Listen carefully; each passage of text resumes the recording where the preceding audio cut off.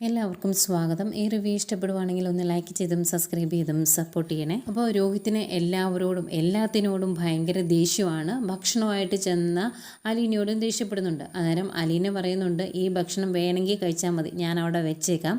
പിന്നെ ഇനി എന്തിനാ ഇതുപോലെ എല്ലാവരോടും ദേഷ്യം കാണിക്കുന്നത്? എല്ലാവരോടും നല്ല രീതിയിൽ നല്ല കുട്ടിയായിട്ട് പെരുമാറി ഇനി മുന്നോട്ട് ജീവിച്ചൂടെ? ഇതൊക്കെ ഇതിനു മുമ്പ് ഞാൻ പലതവണ പറഞ്ഞു തന്നതാണ്, പക്ഷെ കേട്ടില്ല. എന്നാ ചെയ്യാനാ എന്നൊക്കെ പറയുമ്പോൾ, നിൻ്റെ ഉപദേശം എനിക്ക് വേണ്ട, നീ എന്നെ ഉപദേശിക്കാനും വരണ്ട, ഇവിടെ നിന്ന് പോയി തന്നാൽ മതി എന്ന് പറയുമ്പോൾ, എങ്കിൽ മാറി ഇത് ഞാൻ അവിടെ വെച്ചിട്ട് പോയിക്കോളാം എന്ന് പറഞ്ഞ് അലീന റൂമിലേക്ക് കയറുന്നു. എന്നിട്ട് ട്രേ അവിടുത്തെ ടേബിളിൽ കൊണ്ട് വയ്ക്കുക. എന്നിട്ട് ഇറങ്ങി പോരുമ്പോഴും പറയുന്നുണ്ട്, രോഹിത്തെ, നീ ഇങ്ങനെ എല്ലാവരോടും ദേഷ്യം കാണിക്കേണ്ട കാര്യമൊന്നുമില്ല, നിന്നോട് ഇവിടെയുള്ള ആർക്കും ദേഷ്യമൊന്നുമില്ല, എല്ലാവർക്കും സ്നേഹം മാത്രമേ ഉള്ളൂ, ഇനിയെങ്കിലും മുന്നോട്ട് നല്ല രീതിയിൽ ജീവിക്കാൻ നോക്കണേ എന്നൊക്കെ പറഞ്ഞിട്ട് അലീനിങ് ഇറങ്ങി പോന്നു കഴിയുമ്പം അവന് ഭയങ്കര ദേഷ്യമാണ്. അവിടെ ഇരിക്കുന്ന ഫുഡും അത്രയും അവൻ തട്ടി താഴെയിട്ട് പൊട്ടിക്കും. അന്നേരം അത് നോക്കി ഇങ്ങനെ ആകെ വിഷമിച്ച് സങ്കടപ്പെട്ട് നിൽക്കുവാണ് അലീന. ഈ സമയമാണ് കൃഷ്ണമോൾ സ്കൂളിൽ നിന്ന് വരുന്നത്. കൃഷ്ണമോൾ അകത്ത് വരുമ്പം മൊബൈലിലൊക്കെ തോണ്ടിക്കൊണ്ട് ഹാളിൽ തന്നെ ഇരിപ്പുണ്ട് ബബിത. അപ്പം ബബിതയോട് വന്ന് ചോദിക്കും, ചേച്ചി രോഹിയേട്ടൻ വന്നോ, രോഹിയേട്ടൻ എന്തി എന്നൊക്കെ ചോദിക്കുക. അന്നേരം വന്നു, റൂമിലുണ്ട് എന്നിങ്ങനെ ആക്കി പറയുന്ന പോലെ പറയുക. ചെന്നപ്പോൾ അനുഭവം അത്ര നല്ലതല്ലല്ലോ, അതുകൊണ്ടാണ് ബബിത അങ്ങനെ പറയുന്നത്. അന്നേരം എന്തി മോളത്തെ റൂമിലാണോ? അലീന ചേച്ചി എന്ത് ചെയ്യുമ്പോൾ അവളും മോളത്തെ റൂമിലുണ്ട് എന്ന് പറയുവാണ്. എന്തെങ്കിലും ഞാൻ കണ്ടിട്ട് വരാമെന്ന് പറഞ്ഞ് കൃഷ്ണമോൾ ഓടി കയറി പോരുവാണ്. ഭയങ്കര സന്തോഷത്തോടെ കൃഷ്ണമോൾ വരുന്നത്. വന്ന് റൂമിൻ്റെ വാതിലോട്ട് വരുമ്പോഴാണ് ഇതെല്ലാം പൊട്ടിച്ചിട്ടേക്കുന്നത് കാണുന്നത്. അലീന അവിടെ സങ്കടപ്പെട്ട് നിൽപ്പുണ്ട്. അന്നേരം കൃഷ്ണമോൾ ചോദിക്കും, ഇതെന്താ അലീന ചേച്ചി, ഇതെന്താ ഇങ്ങനെയെല്ലാം പൊട്ടിച്ചിട്ടേക്കുന്നതെന്ന് ചോദിക്കുമ്പം അവൻ അതെല്ലാം എടുത്ത് താഴെയിട്ട് പൊട്ടിച്ചതാന്ന് പറയും. അന്നേരം ഇതെന്താ രോഹിയേട്ടൻ ഇങ്ങനെ എന്നൊക്കെ ഇങ്ങനെ ചോദിക്കുന്നുണ്ട് കൃഷ്ണമോൾ. അന്നേരം സാരമില്ല മോളൊരു കാര്യം ചെയ്യുക, താഴെ പോയി ആ മോപ്പും തുടയ്ക്കാനുള്ള ഷീറ്റും ഒന്ന് എടുത്തുകൊണ്ട് വരാമോ എന്ന് ചോദിക്കും. അങ്ങനെ എടുത്തുകൊണ്ട് വരാനായിട്ട് കൃഷ്ണമോൾ താഴോട്ട് ഇറങ്ങി പോരും. താഴോട്ട് ഇറങ്ങി വന്നു കഴിയുമ്പം ഭവതി ചോദിക്കുന്നുണ്ട്, നീ രോഹിയേട്ടനെ കണ്ടോ, വാതിൽ തുറന്നോ എന്നൊക്കെ ചോദിക്കുമ്പോൾ വാതിൽ തുറന്നിട്ടേക്കുമായിരുന്നു. അലീന ചേച്ചി ചെന്നപ്പോൾ തുറന്നതായിരിക്കും, പക്ഷേ അലീന ചേച്ചി കൊണ്ടു കൊടുത്ത ആ ഭക്ഷണം മൊത്തം താഴെ പൊട്ടിച്ചിട്ടേക്കുവാണ് എന്ന് പറയുമ്പോൾ, അവളുടെ പോക്ക് കണ്ടപ്പോഴേ ഇത് അറിയായിരുന്നു, അവൾ ഓടിപ്പിടിച്ചങ്ങ് കൊണ്ടുവന്നതല്ലേ, ഇനിയിപ്പോൾ എന്നാ ചെയ്യുന്നത് എന്നിങ്ങനെ ചോദിക്കുക. അന്നേരം ഇതെന്താ രോഹിയേട്ടൻ എന്തിനാ നമ്മളോടൊക്കെ ദേഷ്യപ്പെടുന്നതിന്, നമ്മൾ എന്തെങ്കിലും കാണിച്ചോ എന്ന് ചോദിക്കും. അന്നേരം ഭവിത പറയുന്നുണ്ട്, എനിക്കറിയത്തില്ല, എല്ലാവരോടും ദേഷ്യമാണ്, പുള്ളിക്കാരൻ്റെ മട്ടും ഭാവമൊക്കെ കണ്ടാൽ നമ്മളെല്ലാവരും കൂടെ ഉന്തിത്തള്ളി അങ്ങനെ ജയിലിലേക്ക് കൊണ്ട് വിട്ടതുപോലെ ഉണ്ട്, ഇനിയിപ്പോൾ എന്നെ ആവുമെന്ന് അറിയത്തില്ല എന്ന് പറയും. അന്നേരം കൃഷ്ണമോൾക്കും ഭയങ്കര സങ്കടമാണ്. ഇനിയിപ്പോൾ ഇത് എവിടെ ചെന്ന് നിൽക്കുമെന്ന് അറിയത്തില്ലല്ലോ ഈശ്വര എന്ന് പറഞ്ഞിട്ട് ഭയങ്കര വിഷമിച്ച് മോപ്പെടുക്കാനായിട്ട് അങ്ങ് പോവാണ് കൃഷ്ണമോൾ. പിന്നീട് ബാലേന്ദ്രനെയാണ് കാണിക്കുന്നത്. ബാലേന്ദ്രൻ രോഹിതിനെ കൊണ്ടുവിട്ടിട്ട് അപ്പോൾ തന്നെ പുറത്തേക്ക് പോയായിരുന്നല്ലോ. അത് കഴിഞ്ഞ് തിരിച്ച് വന്നു കഴിയുമ്പം വന്ന് വാതിൽ തുറക്കുന്നത് കൃഷ്ണമോളാണ്. അന്നേരം നീ എന്താ നേരത്തെ വന്നതെന്ന് ചോദിക്കുമ്പം, അച്ഛാ ഇപ്പോൾ പരീക്ഷയല്ലേ, 12 മണിയാകുമ്പോൾ എല്ലാം കഴിയുമെന്ന് പറയും. അത് നേരാണല്ലോ എന്ന് പറഞ്ഞ് ബാലേന്ദ്രൻ അകത്തേക്ക് കയറി വരും. എന്നിട്ട് നീ രോഹിയെ കണ്ടായിരുന്നോ എന്ന് ചോദിക്കുവാണ്. അന്നേരം റൂമിലുണ്ട്, പക്ഷേ ഭയങ്കര ദേഷ്യം രോഹിയേട്ടന്, എല്ലാവരോടും ഭയങ്കര ദേഷ്യത്തോടെ പെരുമാറുന്നത്. ആ സ്വഭാവമൊക്കെ കണ്ടാൽ തോന്നും നമ്മൾ ഏതാണ്ട് തെറ്റ് ചെയ്തതുപോലെ. അവിടെ ഭയങ്കര പൂങ്കാവനമായിരുന്നു എന്ന് തോന്നും ജയിൽ.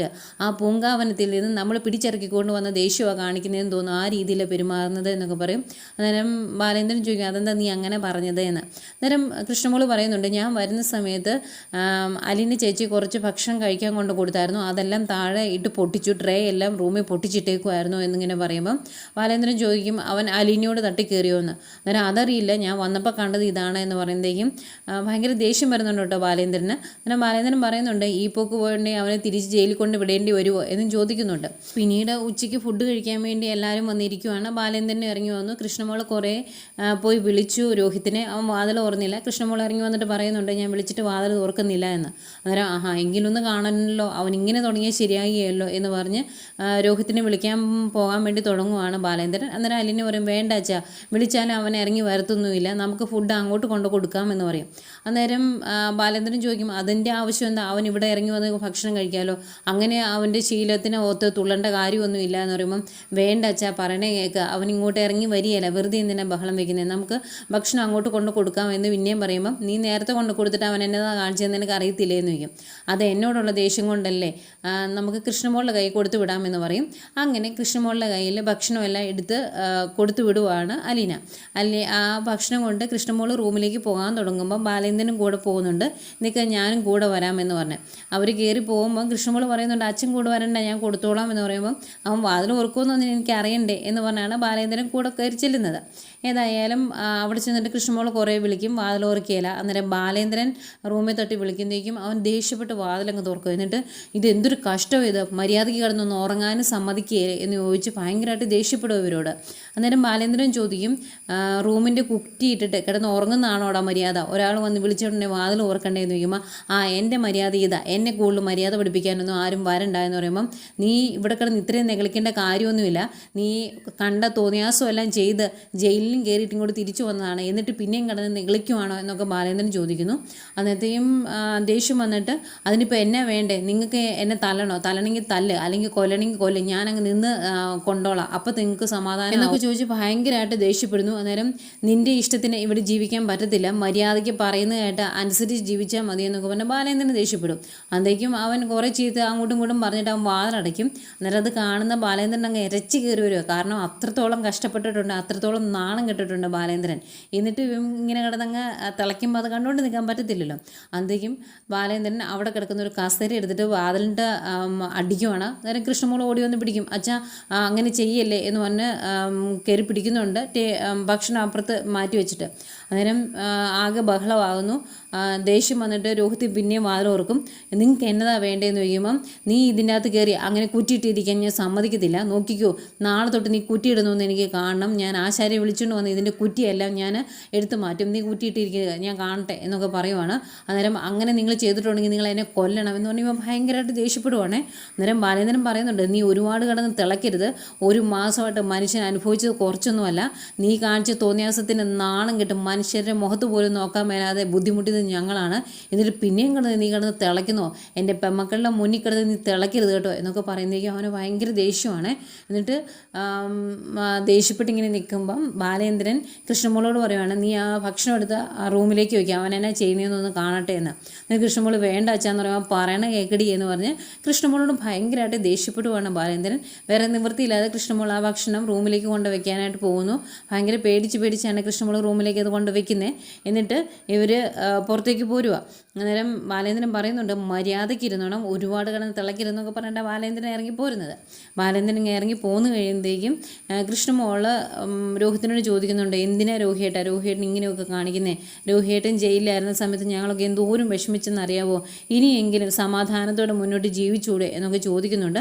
അതൊന്നും അവനെ ഇഷ്ടപ്പെടുന്നില്ല. ഏതായാലും കൃഷ്ണമോൾ ഇങ്ങോട്ട് പോന്നു കഴിയുമ്പോഴേക്കും വാതിൽ വലിച്ചടയ്ക്കുവേ. അത് കഴിഞ്ഞ് ഇവർ താഴേക്ക് ഇറങ്ങി ചെല്ലുമ്പം അലീന എന്നതായിരുന്നു വെച്ചാൽ മുകളിൽ ബഹളം എന്ന് ചോദിക്കുന്നുണ്ട്. അന്നേരം അല്ല, അവൻ്റെ അഹങ്കാരവേ, അവൻ കിടന്ന് തിളയ്ക്കുന്നു, അവൻ്റെ മട്ടും ഭാവം കണ്ടാൽ തോന്നും അവനെ വേറെ ഏതാണ്ട് നല്ല സ്ഥലത്ത് നിന്ന് നമ്മളിങ്ങോട്ട് പിടിച്ചിറക്കിക്കൊണ്ട് വന്നതാണെന്ന്, അതിൻ്റെ ദേഷ്യവും അവൻ കാണിക്കുന്നതെന്ന് തോന്നും എന്നൊക്കെ പറയുമ്പം അച്ഛൻ ദേഷ്യപ്പെടല്ലേ, അവൻ കാണിക്കുന്ന ദേഷ്യം അച്ഛനിൽ നിന്ന് തന്നെയല്ലേ അവന് കിട്ടിയത് എന്നൊക്കെ ചോദിക്കുമ്പോൾ അച്ഛനിൽ നിന്നോ, ഞാനൊരിടത്തും ഇങ്ങനെയൊന്നും കാണിച്ചിട്ടില്ല എന്ന് പറഞ്ഞിട്ട് ദേഷ്യപ്പെടുവാണ് ബാലേന്ദ്രൻ. അന്നേരം സമാധാനമായിട്ട് ഇരിക്കുക, അച്ഛൻ ഇവിടെ ഇരുന്ന് ഭക്ഷണം കഴിക്കുക എന്ന് പറഞ്ഞ് ബാലേന്ദ്രൻ അവിടെ പിടിച്ചിരുത്തുന്നു. അതുപോലെ കൃഷ്ണമോളും ഇരുന്ന് ഭക്ഷണം കഴിക്കാനായിട്ട് തുടങ്ങുവാണ്.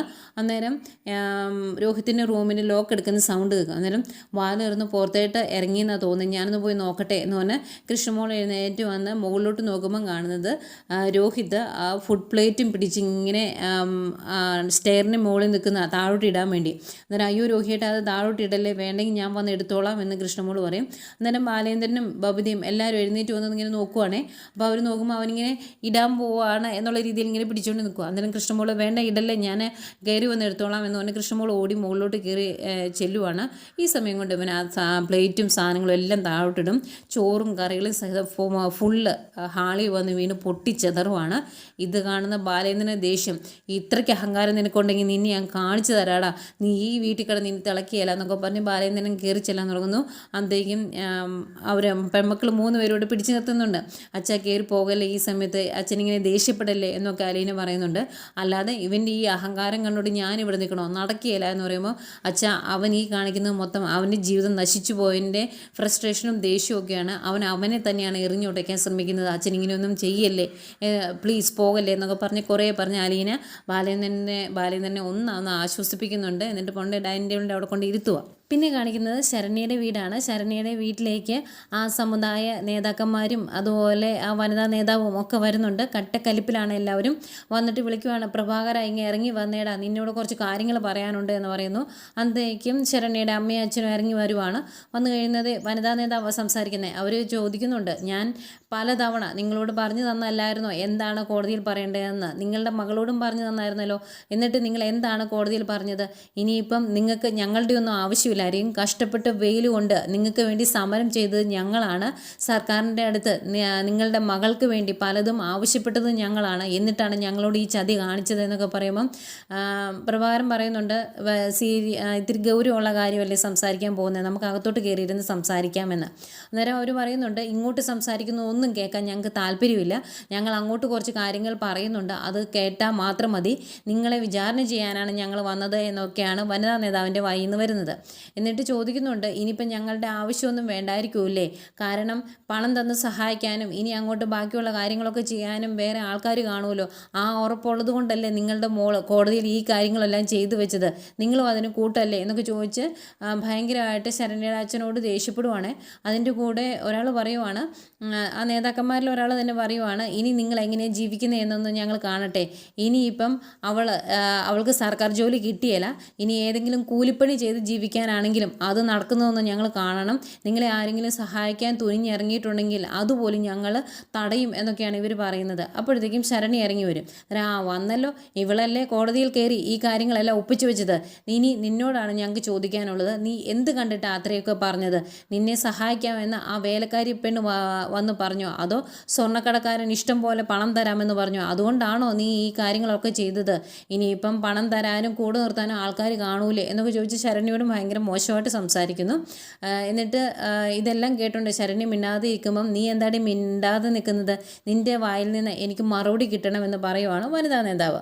അന്നേരം ശരണ്യ പറയുന്നുണ്ട്, ഞാൻ ഒരു തെറ്റും ചെയ്തിട്ടില്ല, ഞാൻ ഒരു കള്ളത്തരവും പറഞ്ഞിട്ടില്ല എന്ന്. അന്നേരം നീ പറഞ്ഞു വരുന്നത് എനിക്ക് മനസ്സിലായി, അവൻ നിന്നെ തൊട്ടിട്ടില്ല എന്നല്ലേ, അത് ഞങ്ങൾ വിശ്വസിക്കണം, പിന്നെ വിശ്വസിച്ചതുവാ എന്ന് പറഞ്ഞ് ഇങ്ങനെ കളിയാക്കുന്ന രീതിയിൽ സംസാരിക്കുവാണ്.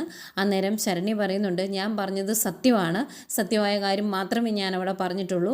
ആ രോഹി എന്ന് പറയുന്ന ആ ചേട്ടൻ എന്നെ തൊട്ടിട്ടില്ല, എൻ്റെ അടുത്തേക്ക് പോലും വന്നിട്ടില്ല. അതിൻ്റെ പേരിൽ ബാക്കി 3 പേരും ആ ചേട്ടനോട് വഴക്കുണ്ടാക്കുന്നത് ഞാൻ കണ്ടതാണ്. പാതി ബോധത്തിലാണേലും എൻ്റെ ശരീരത്തിൽ ആരൊക്കെ തൊട്ടുവെന്നും എന്നെ എന്തൊക്കെ ചെയ്തുവെന്നും എന്തൊക്കെ ഉപദ്രവിച്ചുവെന്നും എനിക്ക് നല്ല ബോധമുണ്ട്. ആ ചേട്ടൻ എൻ്റെ അടുത്തേക്ക് വരാത്തതിൻ്റെ പേരിൽ അവർ വഴക്കുണ്ടാക്കുകയും ബാത്റൂമിൽ പൂട്ടിയിടുകയും ഒക്കെ ചെയ്തതാണ്. അതൊക്കെ എനിക്കറിയാം. അപ്പോൾ ഞാൻ സത്യമല്ലേ അവിടെ പറയേണ്ടിയിരുന്നത്, ആ സത്യമാണ് ഞാൻ അവിടെ പറഞ്ഞത്. ഇനി എൻ്റെ ജീവിതത്തിൽ ഞാൻ മുന്നോട്ട് പോകുമ്പം എനിക്കുണ്ടായ നഷ്ടങ്ങളെ ഓർത്ത് ഞാൻ സങ്കടപ്പെട്ടോളാം. പക്ഷേ പിന്നീട് ആ ജീവിതത്തിൽ ഞാൻ ഒരു തെറ്റും ചെയ്യാത്ത ഒരാളുടെ ജീവിതം നശിപ്പിച്ചല്ലോ എന്നുള്ള കുറ്റബോധം എനിക്കുണ്ടാകാൻ പാടില്ല. ആ കുറ്റബോധം പേര് മുന്നോട്ട് ജീവിക്കാൻ എനിക്ക് സാധിക്കില്ല. അതുകൊണ്ടാണ് ഞാൻ സത്യങ്ങളെല്ലാം പറഞ്ഞത്.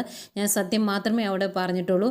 ഇതിൻ്റെ പേരിൽ നിങ്ങൾക്ക് എന്നെ ശിക്ഷിക്കണമെങ്കിൽ ശിക്ഷിക്കാം എന്ന് പറഞ്ഞ് കൈ തൊഴുതു പിടിച്ച് കരഞ്ഞുകൊണ്ട് നിൽക്കുന്ന ശരണ്യെ കാണിക്കുന്നുണ്ട്. ഇതൊക്കെ കേട്ടിട്ടും വലിയ മനസ്സലിവൊന്നും വനിതാ നേതാവിൻ്റെ മുഖത്ത് കാണുന്നില്ല. അവരിത്തിരി ദേഷ്യത്തിൽ ശരണ്യയുടെ മുഖത്തേക്ക് നോക്കിക്കൊണ്ട് നിൽക്കുന്നതാണ് കാണിക്കുന്നത്. കാരണം ഇതിൻ്റെ പേരിൽ അവർക്ക് കുറച്ച് മുതലെടുപ്പിന് ഉദ്ദേശം ഉണ്ടായിരുന്നു, അത് സാധിച്ചില്ല.